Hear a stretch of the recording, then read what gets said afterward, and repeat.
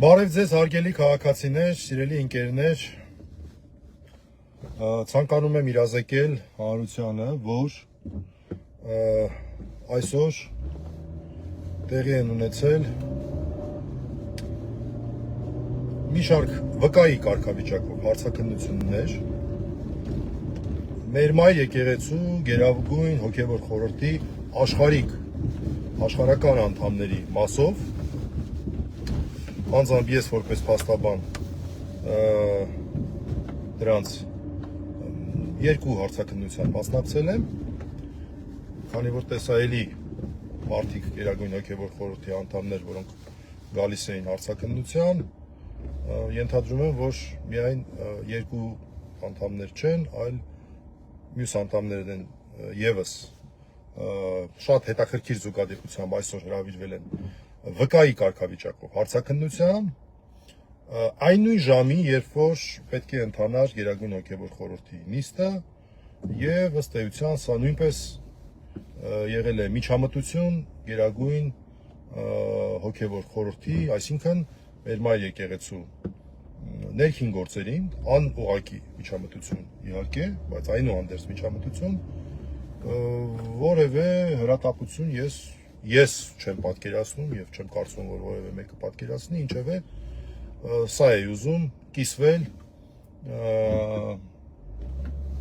հանրության հետ, սա կարևոր տեղեկատվություն է, որպեսզի մենք պատկերացնենք, որ այս քաղաքական իշխանությունները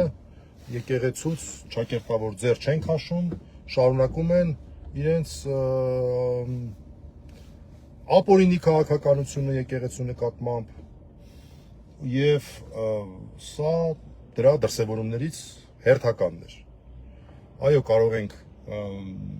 հայմատություններ անցկացնել, ասել տեսեք,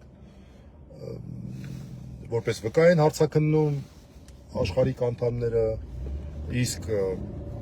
հոգևորականները եւ վեհապար հայրապետը մեղադրյալի կարգավիճակ ունեն, բայց ես անկեղծ ասած դա չեմ համարում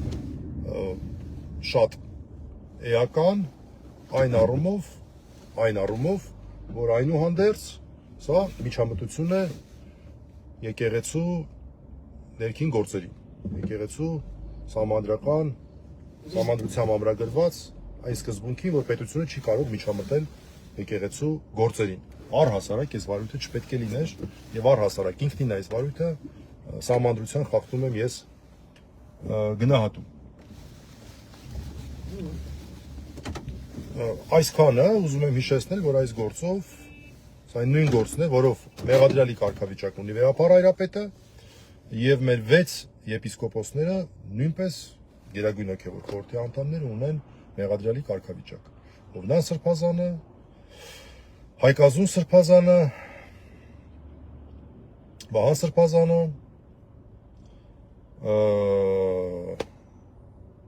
եւ ուրեմն